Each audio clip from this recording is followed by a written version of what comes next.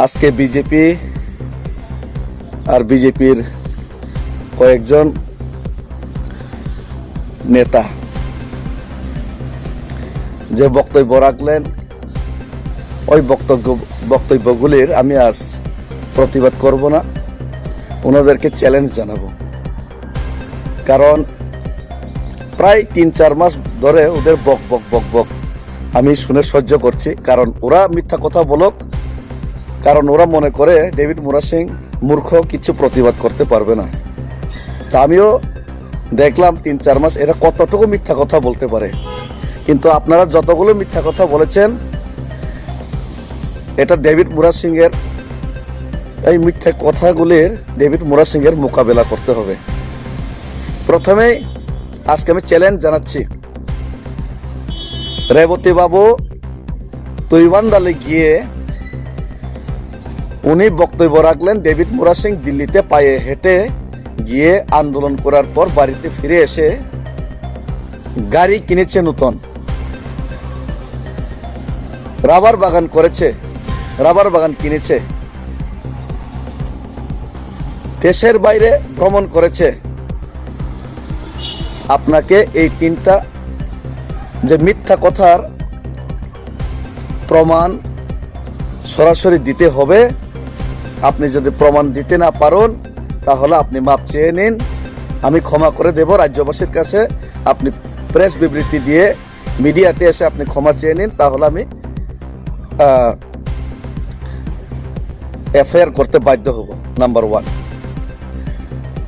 আর আমি চ্যালেঞ্জ করে বলছি, আপনি যদি প্রমাণ করতে পারেন আমি দিল্লি থেকে ফিরে আসার পর নতুন গাড়ি কিনেছি, আমার নামে হোক, আমার বাবার নামে হোক, আমার মায়ের নামে হোক, আমার ওয়াইফের নামে হোক, আমি যদি দিল্লি থেকে আন্দোলন করে ফিরে আসার পর আপনার কথা মতো আমি যদি নতুন গাড়ি কিনে থাকি বা রাবার বাগান কিনে থাকি,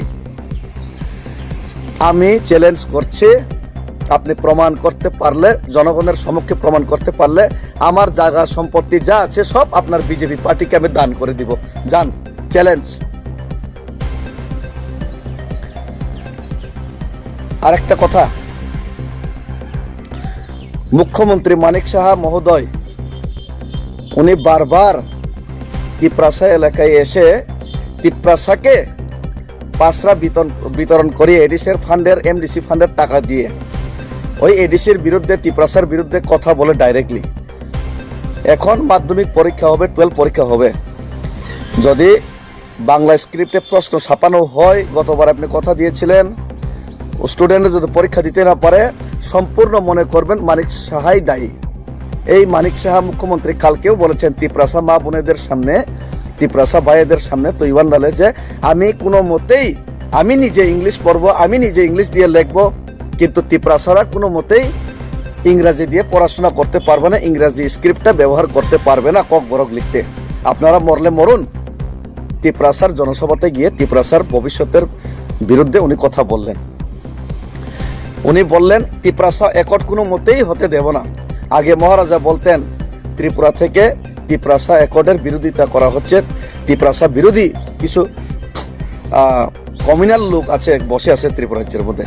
আজকে জানতে পারলাম ওই কমিউনাল ব্যক্তিটি, যিনি আজকে তৈবান্দালে জনসভাতে গিয়ে বললেন যে তিপ্রাসা একট হতে দেব না, তিপ্রাসাদের বিরুদ্ধে আমি আছি, এটা উনি নিজেই বললেন। তো আমি মানিক সাহাকে এখন চ্যালেঞ্জ জানাতে যাই, মুখ্যমন্ত্রী বাবুকে, আপনি যদি, আপনি বলেছেন এডিসিতে 6,500 কোটি এডিসির টাকা পাঠানো হয়েছে। আপনি যদি এডিসি কোন দপ্তরে 6,000 কোটি টাকা পাঠানোর প্রমাণ দিতে পারেন, আপনারা তো প্রমাণ দিতে পারলেন না, মুখে মিথ্যা কথা বলেন, প্রমাণ দিতে পারলেন না। প্রমাণ যদি দিতে পারেন, আমি নিজের সম্পত্তি সমস্ত কিছু, আমার সম্পত্তি সমস্ত কিছু যা আছে বিজেপি পার্টিকে আমি দান করে দিব। যান, প্রমাণ করুন আপনি যে 6,000 কোটি এডিসিকে পাঠিয়েছেন। প্রমাণ না করতে পারলে রাজ্যবাসী এবং তিপ্রাসাদের কাছে আপনি ক্ষমা চান, মিথ্যা কথা বলেছেন, মিথ্যার উপর মিথ্যা। চ্যালেঞ্জ জানাচ্ছি, আমি আমার সমস্ত সম্পত্তি আমি দিয়ে দেব আপনাকে, যা আছে সব দিয়ে দেব আপনারা যদি প্রমাণ করতে পারেন আপনাদের মিথ্যা কথার সপক্ষে। আরেকটা কথা, আপনারা টাকার কথা সব সময় বলেন, টাকা খান বলে টাকার কথা বলেন। ভিডিও গতকালকে আমার হাতে এসেছে, আমি বানাইনি, আপনাদের বিজেপির কার্যকর্তারা বানিয়েছে। আপনার এমডিসি পদ্মলোচন বাবু প্রকাশ্যে বলছেন যুব মোর্চার টাকা খেয়ে নিয়েছে সমীর নোয়াতিয়া। গামাইসরা রাস্তার টাকা 2.5 লক্ষ টাকা না কত লক্ষ টাকা খেয়ে নিয়েছে। আমি বলছি না, এমডিসি পদ্মবাবু বলছে টাকা ভাগ বাটোয়ারা ঠিক মতো হয়নি, উনি প্রকাশ্যে ভিডিওর মধ্যে বলছে। আর ওনার বিজেপির নেতারাই ওই ভিডিওগুলো আমাকে পাঠাচ্ছে, আরো প্রমাণ আছে। আপনারা যদি সাহস থাকে, আমি নিজের সমস্ত কিছু ইনকাম ট্যাক্স রিটার্ন ফাইলে দেখাই এবং দেখাতে রাজি আছি মিডিয়ার সামনে। কিন্তু আপনাদের এমডিসি পদ্মবাবু, রেবতী বাবু, আপনাদের কয়েকজন মন্ত্রী, ট্রাইবাল মন্ত্রী, সবাইকে বলছি না, কয়েকজনকেই বলছি, আপনারা যদি সৎ সাহস থাকে চলুন মিডিয়ার সামনে আপনাদের সম্পত্তির উৎস কি, আয়ের উৎস কি, আপনারা কিভাবে ওই গ্রামীণ ব্যাংকে আপনারা 14 লক্ষ টাকার ফিক্সড ডিপোজিট কিভাবে রেখেছেন, কোথায় থেকে টাকা পেয়েছেন, আপনাদের আয়ের উৎস কি, এটা যদি আপনারা মিডিয়ার সামনে দেখাতে পারেন আমি রাজি আছি। আপনারা যদি দেখাতে পারেন আমি নিজেকে, নিজের যত কিছু আছে সব আপনাদের বিজেপি পার্টিকে দান করে দেব, চ্যালেঞ্জ। কিন্তু এফআইআর তো করবো আপনাদের বিরুদ্ধে। আপনারা মিথ্যা কথা যতগুলি বলেছেন ওর বিপক্ষে আমি এফআইআর তো করবই। সাহস থাকলে চলুন, চ্যালেঞ্জ জানাই, চলুন। নেই আপনাদের সাহস, আমি জানি। মিথ্যা কথার উপর ভর করে আপনারা রাজনীতি করেন, কিন্তু প্র্যাকটিক্যালি আসতে হলে আপনাদের সাহস নেই, দম নেই। চলুন, ডেভিড মুরা সিংকে আপনাদের চ্যালেঞ্জ করার মতো সাহস নেই। যেটা বলেছেন এটা বাস্তবে করুন, চলুন। খালি বাসনে বললে হবে না, প্র্যাকটিক্যালি চলুন। এবার আসুন, আমি তো রেডি আছি। প্রমাণ করুন, সব দিয়ে দেব। রেবতী বাবু, আপনি যদি প্রমাণ করতে পারেন, আপনি যতগুলো কথা বলেছেন আমার বিরুদ্ধে, আমি সব দিয়ে দেব। শুধু এটাই নাই, আপনাদের মতো আমি তিপ্রাসার বিরুদ্ধে, আপনারা যেভাবে তিপ্রাসার বিরুদ্ধে কাজ করেন আমিও তিপ্রাসার বিরুদ্ধে কাজ করব, আপনারা যদি প্রমাণ করতে পারেন। জাতির বিরুদ্ধে কথা বলা বাদ দিয়ে দিব, আমিও আপনাদের মতো দালাল হয়ে যাব, আপনারা যদি প্রমাণ করতে পারেন। চ্যালেঞ্জ। আমি ওয়েট করলাম, 1 সপ্তাহ ওয়েট করলাম, আপনারা প্রমাণ করুন পারলে। আপনাদের কাছে সবকিছু আছে, ক্ষমতা আছে, পাওয়ার আছে, প্রশাসন আছে, প্রমাণ করুন। ডেভিড মুরা সিংয়ের কাছে কিচ্ছু নাই, প্রমাণ করুন।